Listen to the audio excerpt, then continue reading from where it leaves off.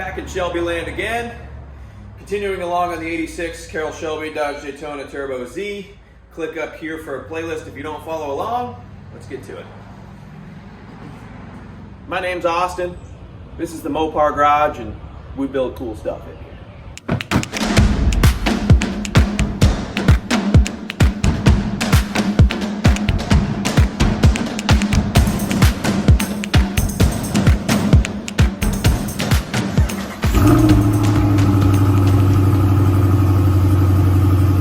Steering bracket repaired. The guy who did it did a great job. I don't have a welder in the shop, and even if I did, my weld wouldn't have come out this pretty. He did a great job here. So it is just like new again. We're gonna throw a coat of paint on it. I found this just black engine enamel that we're gonna run on there. Now with a paint job like this, the most difficult part is definitely the prep. So we're gonna just prep the heck out of it. And it's prepped. All right.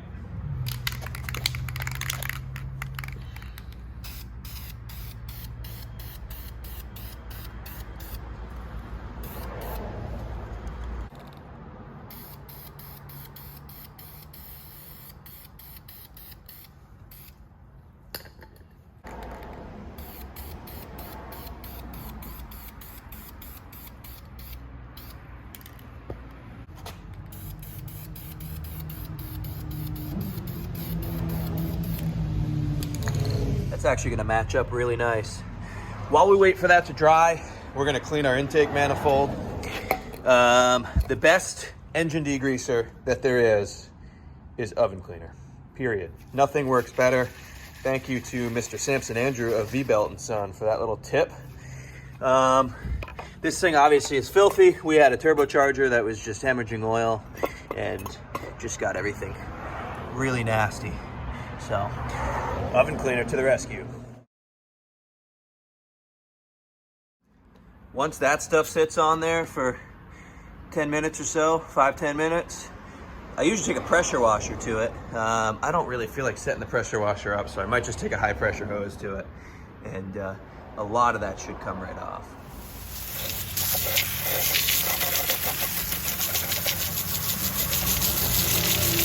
All right, that thing's actually cleaned up real nice now. Put another coat of paint on our power steering bracket.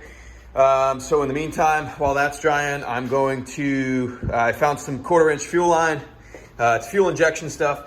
It's just for the return hose, if you guys remember. So I couldn't find any more 1/4-inch fuel injection clamps at Napa, so I'm just gonna go with a regular clamp. We don't even need fuel injection line, but because it's just a return line, but we're gonna use it, and we're just gonna use some regular clamps.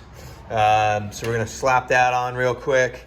The other thing I wanted to bring up, my starter is currently at a shop being rebuilt as we speak. So that one's being worked on too. We are just knocking stuff off the list until this head comes back. Mr. Return Line.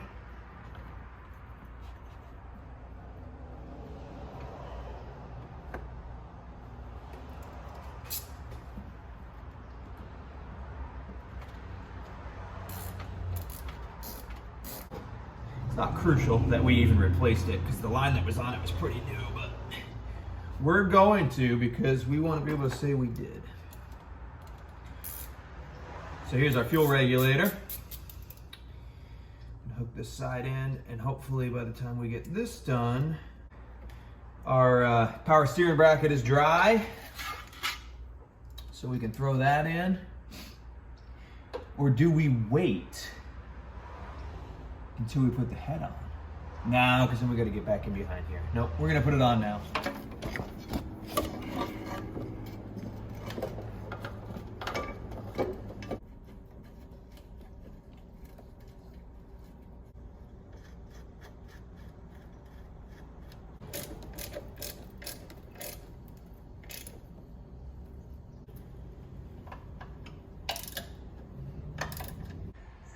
So I built this custom hanger here because I noticed putting that in how annoying it's going to be to work under here with all these vacuum lines and wiring and all that good stuff. So we got that tied out of the way.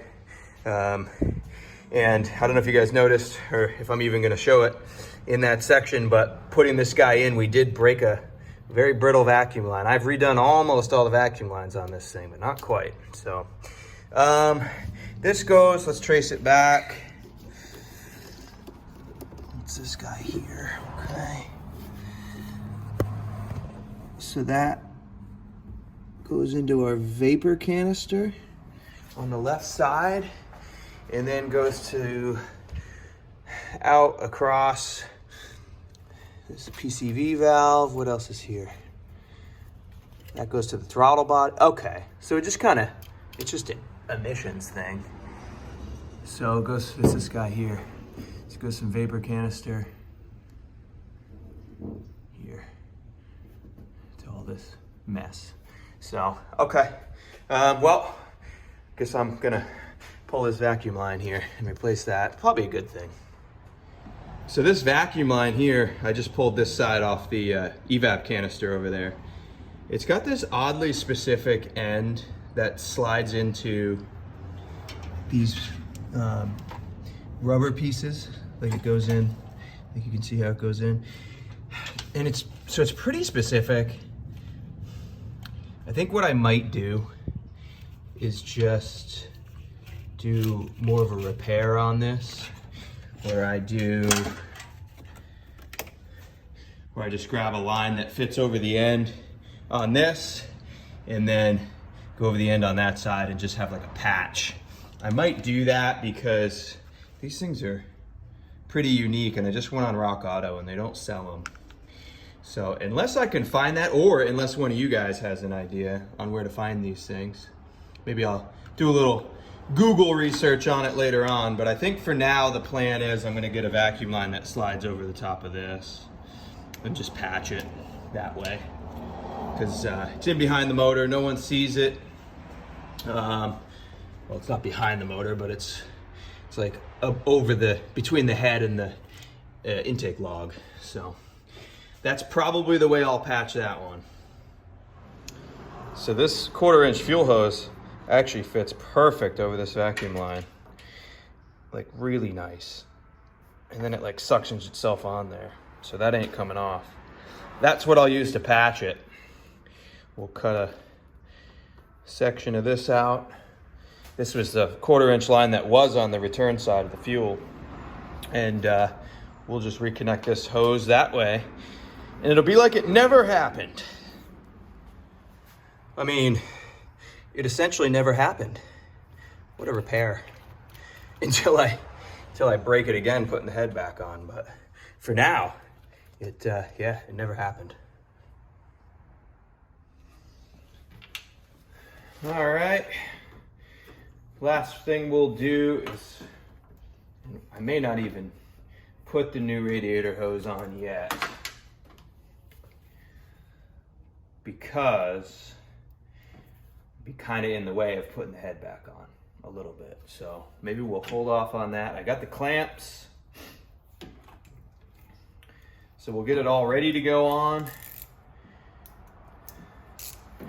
and then pull this old one off.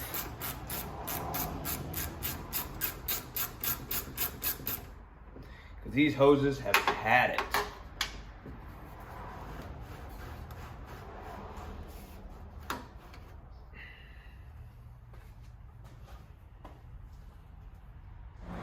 All right, it's been a few days. Our starter is successfully rebuilt. I actually filmed next week's video already. You guys, eagle-eyed viewers, might notice something a little different about the car. We'll find out next week. But ready to put this baby back in, and looks like they did a great job on it. Fresh coat of paint. They even supplied new nuts with it. Well, not that one, these ones. So the rebuild's complete. Bendix is new. Looks awesome. So ready to pop this thing back in, and then once that's in, we are ready to put our motor back together.